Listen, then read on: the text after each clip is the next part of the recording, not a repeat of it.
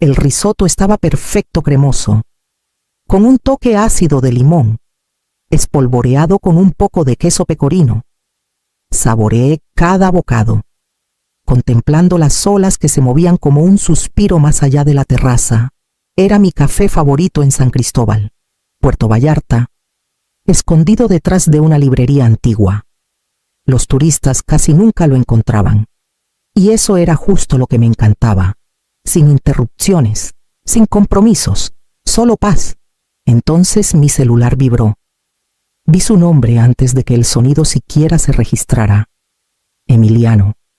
No habíamos hablado en más de un mes.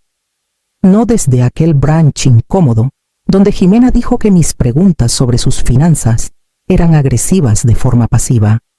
Estuve a punto de dejar que la llamada se fuera al buzón. A punto, pero contesté. Oye, mamá dijo con un tono alegre, ligero, ensayado.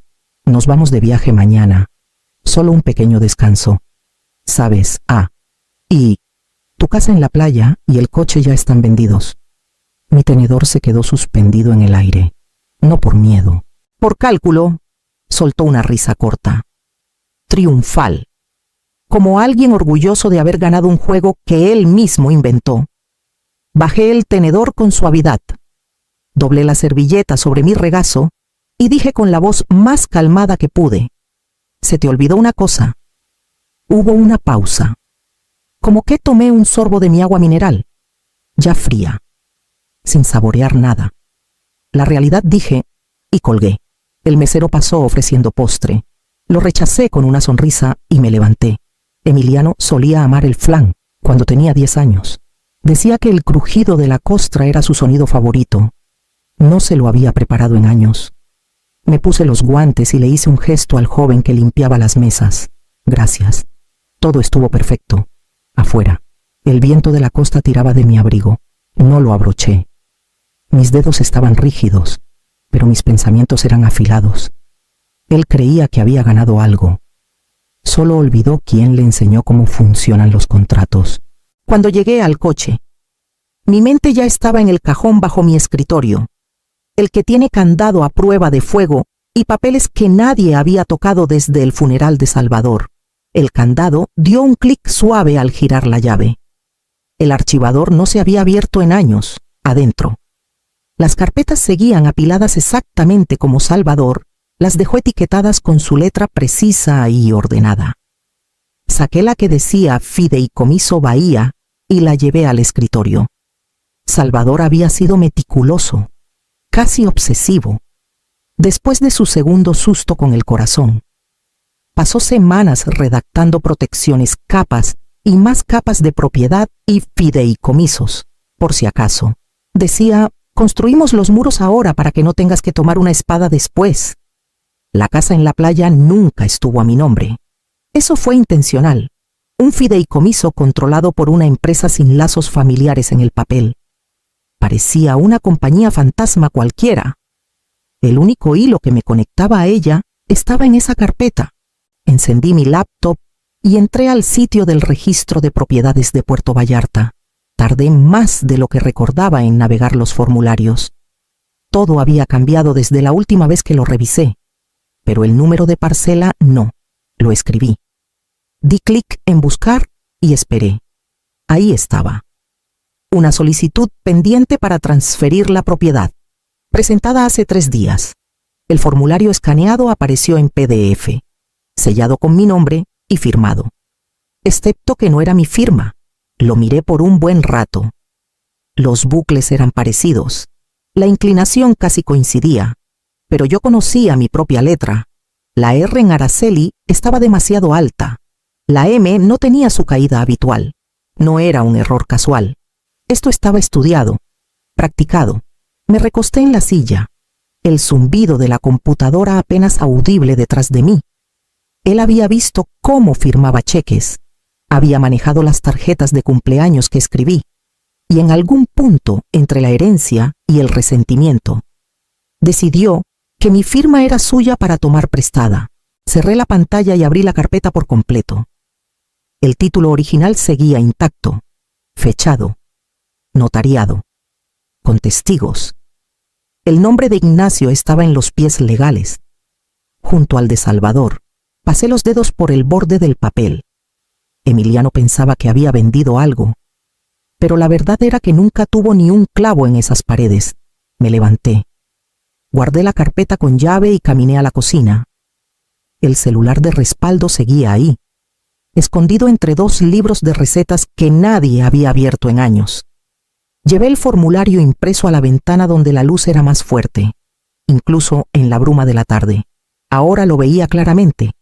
La firma falsificada no era una copia descuidada, era deliberada, practicada, casi reverente en lo cerca que estaba de la mía.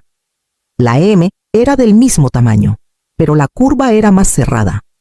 Él siempre apresuraba su cursiva. La R estaba demasiado controlada, como si intentara ser demasiado cuidadoso, y la cola de la L final estaba mal, demasiado inclinada, demasiado joven. No era una suposición, era un estudio. Debió observarme firmando tarjetas navideñas, rastrear recibos, notar los ángulos cuando no estaba prestando atención. No recientemente, durante años. No era la firma lo que dolía, era la confianza que debió tener al escribirla, como si nunca me fuera a dar cuenta, como si ya me hubiera hecho a un lado. Volví al archivador, saqué una segunda carpeta, esta, marcada Mecánica del Fideicomiso. Tenía los documentos que Salvador redactó después de su última hospitalización. Su letra estaba por todas partes, limpia, inclinada, deliberada. En la última página del conjunto de instrucciones, había escrito: no asumas que la confianza es permanente. Mantén los ojos abiertos, especialmente con la familia. Esa última línea estaba subrayada 2 veces. Me quedé con eso por un buen rato. Siempre pensé que Salvador estaba siendo paranoico. Puse los ojos en blanco. Le dije que Emiliano era impulsivo, no cruel, que Jimena era intensa, no calculadora, que Paloma los mantendría honestos, pero Salvador no creía en confiar en el carácter cuando la ley podía hacer el trabajo. Pasé el dedo por el subrayado. Luego doblé el documento de nuevo. No solo falsificó mi nombre, contó con mi silencio, con mi costumbre de no hacer olas, con la madre que decía sí más de lo que debía y que elegía la paz antes que el orgullo. Me levanté lentamente, el corazón firme ahora. Pensó que no respondería. Tomé mi abrigo y la memoria USB plateada en el cajón del escritorio. Era hora de probar qué más creían que nunca haría. La oficina era más nueva de lo que esperaba. Líneas limpias, vidrio esmerilado, una fuente de agua murmurando tonterías en la esquina. Llevaba pantalones beige, una bufanda de seda discreta y los lentes de sol grandes que solo usaba para recoger a alguien en el aeropuerto.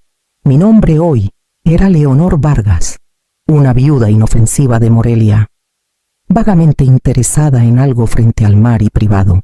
La recepcionista ni parpadeó. Me escoltaron a una sala de juntas minimalista con demasiado cromo. Un agente joven llegó momentos después, cabello perfecto, reloj caro, loción que llegaba antes que él. Se presentó como Adrián, sonrió, se inclinó hacia adelante. Entonces, tenemos algo realmente especial que está a punto de liberarse, frente al mar, con vista a la bahía. Técnicamente está prevendido, pero creo que podríamos tener una oportunidad si actuamos rápido.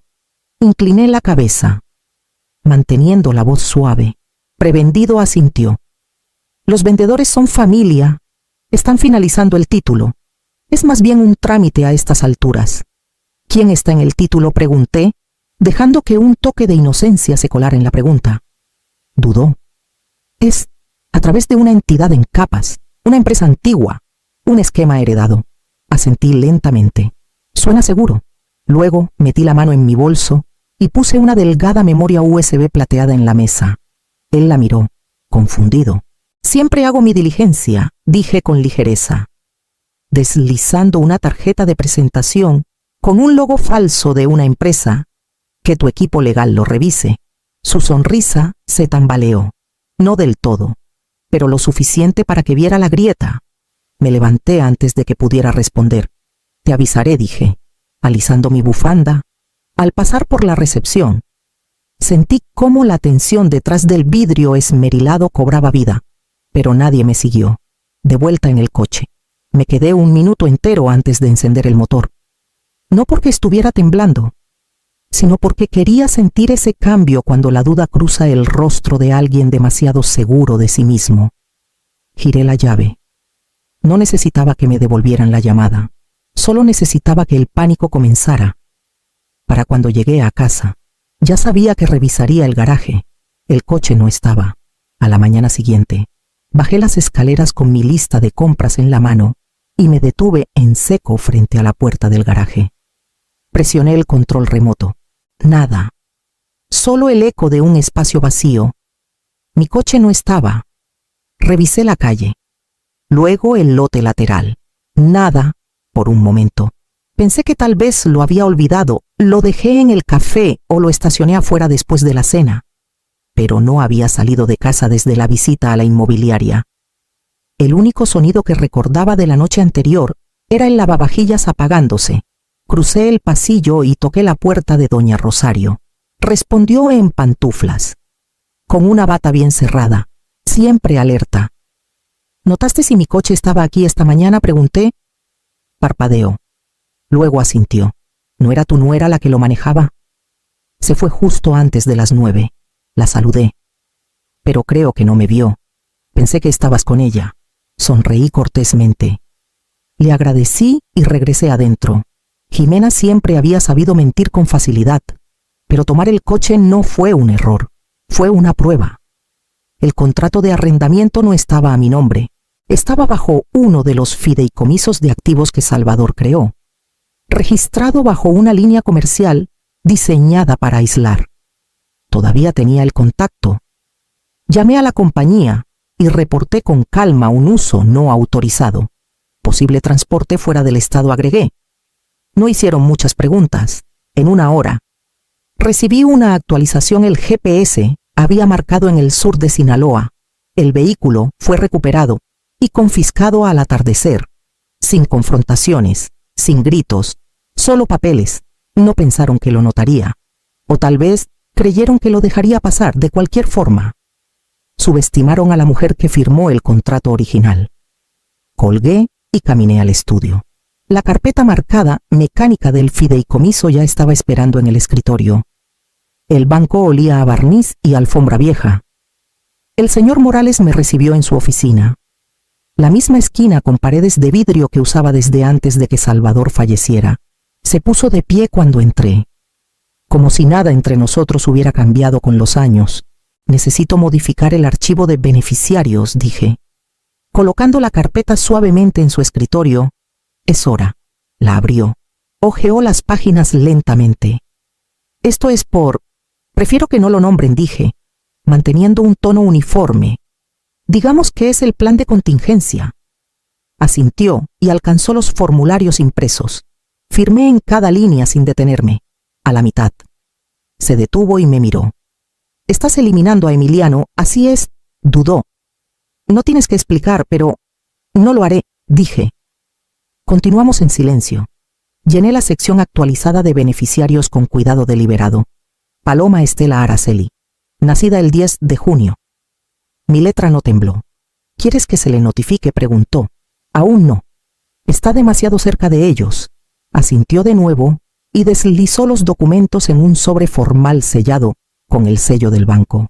Lo archivaré antes del mediodía. Me levanté. Ajusté mi bufanda. Etiqueta este archivo como Contingencia 2025. Manténlo sellado. Sostuvo mi mirada por un momento. Luego dio una pequeña sonrisa. Por supuesto, de vuelta en casa. Coloqué el archivo actualizado en el cajón del estudio, justo detrás de la copia de las notas originales de estructuración de Salvador, por primera vez en semanas. Mis manos no temblaron. No sentía culpa, ni dolor, solo precisión. Emiliano se eliminó a sí mismo. Yo solo lo registré.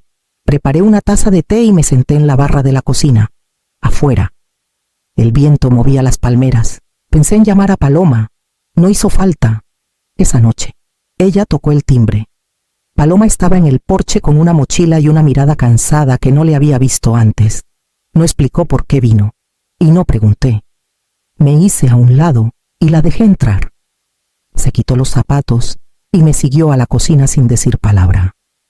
Se sentó en la barra mientras sacaba la harina, los huevos y el viejo sartén de hierro que Salvador nunca me dejó reemplazar. La cocina se llenó con el aroma de la masa dorándose y una tensión silenciosa. No necesitábamos charlas triviales, nunca fue nuestro estilo. Papá ha estado actuando raro, dijo finalmente, con los brazos cruzados sobre la barra, y mamá sigue susurrando en la otra habitación. Anoche lo escuché decir ya está fuera del camino. Volteé el hot cake, dejándolo caer limpiamente en el plato. Lo espolvoreé con azúcar y lo deslicé hacia ella. Luego, alcancé la carpeta que había dejado al otro lado de la mesa. Quiero mostrarte algo, dije. Solo si estás lista. Ella jaló la carpeta hacia sí y la abrió lentamente, como si pudiera quemarla. Sus ojos escanearon la primera página, su nombre impreso bajo beneficiario del fideicomiso, junto a mi firma, debajo. Una copia de la transferencia de título falsificada. Luego, el reporte de confiscación de Sinaloa. Después, correos entre Jimena y 2 corredores, planeando la refinanciación. Y finalmente, una página con su nombre escrito, inicialado y sellado. No habló, no lloró, solo se quedó con eso, su frente fruncida como la de Salvador cuando leía documentos legales. Esto dice que yo soy dueña de la casa en la playa. Susurró. Aún no dije, pero algún día, después de que cumplas 25, legalmente, completamente. Y papá intentó vender lo que nunca fue suyo. Vendió papel. Yo te di algo real. Miró su plato, luego la carpeta. No sonrió, pero tampoco apartó la mirada. Le serví té. Lo tomó con miel, como yo. Nos sentamos juntas, en silencio. Mientras el sol se movía lentamente por el azulejo, se quedó a dormir. Dormí mejor de lo que había dormido en semanas, hasta que llegó el golpe en la puerta a la mañana siguiente. El golpe fue fuerte y rápido, sin pausas entre los toques. No necesitaba mirar por la mirilla. Abrí la puerta y los encontré a ambos en el porche Emiliano rígido, con el rostro enrojecido, Jimena escondida detrás de unos lentes de sol enormes, con los brazos cruzados. ¿Qué demonios hiciste?, espetó Emiliano, dando un paso como si fuera a entrar sin permiso. Lo dejé. Jimena lo siguió. Su silencio más frágil de lo usual, en cuanto la puerta se cerró. Emiliano se volvió hacia mí. Estás arruinando todo. Ni siquiera entiendes lo que has hecho. Tomé el celular que estaba en la mesa del pasillo y toqué el botón rojo. La pantalla se iluminó. Grabando. Entiendo perfectamente, dije. Falsificaste mi nombre. Intentaste transferir activos protegidos. Usaste el coche sin autorización y ahora estás aquí, en mi casa, alzando la voz. Jimena dio un paso adelante, con la voz cortante. No dramatices, podemos arreglarlo, pero tienes que dejar de jugar.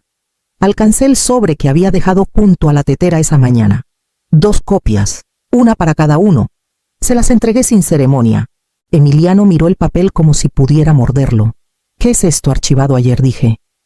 Deberías leerlo con cuidado. Por un momento, nadie habló.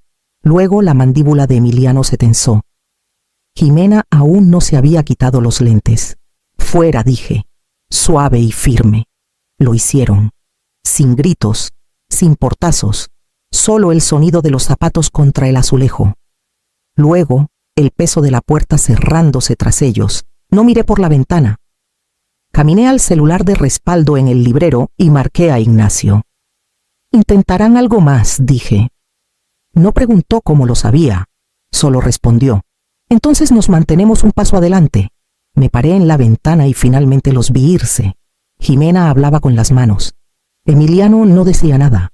Parecían más pequeños que hace una hora, para el fin de semana. El anuncio de la venta desapareció. El detective Raúl Fuentes llegó justo después de las 10, sin sirenas, sin mostrar placa. Solo un golpe suave, y una carpeta de cuero bajo el brazo. Se presentó con un asentimiento y un tranquilo «¿Puedo pasar?». Lo llevé a la cocina y serví té sin preguntar si quería. Lo aceptó. Con una mano ya abriendo la carpeta en la barra, recibimos algunos documentos de la oficina de títulos del condado de Jalisco, dijo. Colocando fotocopias. Un empleado notó inconsistencias en una solicitud de transferencia de título. Eso nos llevó a otras dos, todas vinculadas a la misma propiedad, todas bajo tu nombre. Asentí una vez. No fue mi letra. Pasó a las páginas de las firmas, lo sabemos. La curva no coincide. La presión del trazo no es la misma. Estamos haciendo comparaciones ahora. Pero lo hiciste fácil. Los originales estaban archivados limpiamente. Hizo una pausa. Luego me miró. No eres la primera en superar una estafa, señora Araceli. Pero podría ser la más discreta. No sonreí. No buscaba un espectáculo. Solo una corrección. Cerró la carpeta. Cruzó las manos. El fiscal aún no presenta cargos. Todavía estamos trazando el rastro financiero, pero todo está tomando forma. Alcancé el sobre con el nombre de Paloma, si se presentan cargos. Quiero que esto quede sellado. Su nombre está en el fideicomiso ahora, pero ella no tuvo nada que ver. Es menor, es inocente. Aceptó el sobre. Con la mirada firme, entendido. Nos sentamos un momento en silencio. Luego se levantó. Guardó la carpeta bajo el brazo. Estaremos en contacto y, para que conste, rara vez he visto un caso tan organizado desde afuera hacia adentro. Lo acompañé a la puerta. La cerré suavemente tras él. Por primera vez. Sentí que la casa respiraba. Paloma estaba arriba, escribiendo. Podía escuchar el ritmo suave de su teclado. No había pedido actualizaciones. Y yo no las había ofrecido. Esa noche, me mostró lo que estaba escribiendo. Un ensayo sobre el legado y la ética. El cielo apenas comenzaba a calentarse cuando salí al balcón, con el té en la mano. Las tablas estaban frescas bajo mis pies, aún húmedas por el aire de la noche, al otro lado del agua. El horizonte florecía con el más leve rubor de la mañana. Adentro, podía escuchar el suave tecleo de Paloma. Se había levantado temprano para trabajar en su ensayo de ingreso a la universidad. Algo sobre el legado, la ética y las leyes que heredamos y las que elegimos escribir. Aún no me dejaba leerlo, pero lo haría. Siempre lo hacía. Me senté en la mesa de la esquina y envolví la taza con ambas manos. Sin mensajes, sin ruido, solo paz. Emiliano había solicitado la quiebra hace 2 semanas. La investigación secó todas las cuentas que pensaban que podían ocultar. Jimena lo dejó días después y, como era de esperarse, presentó una demanda por daños emocionales y financieros. No seguí los detalles. No necesitaba hacerlo. Paloma no había hablado con él desde la mañana en que gritó en esta cocina. Su silencio no era vengativo, era definitivo.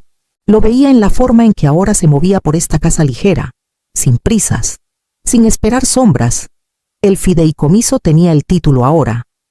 Como siempre lo tuvo. Mi nombre ya no era el punto final. El de ella estaba cuidadosamente debajo, guardado en el documento donde Salvador una vez imaginó un futuro que no vivimos lo suficiente para ver. No lo pidió. Y no lo di para sentirme noble. Simplemente era lo correcto. El té se enfrió en mi taza, intacto, abajo. La marea besaba la orilla y se retiraba suavemente, una y otra vez. Adentro, escuché que dejó de escribir. Luego, el suave arrastre de su silla. El paso de sus pies descalzos por el suelo. Apareció en la puerta con su laptop en una mano y esa mirada que no pedía permiso. ¿Puedo leerte algo?, preguntó. Asentí. Empujé una segunda silla hacia ella y serví lo último del té,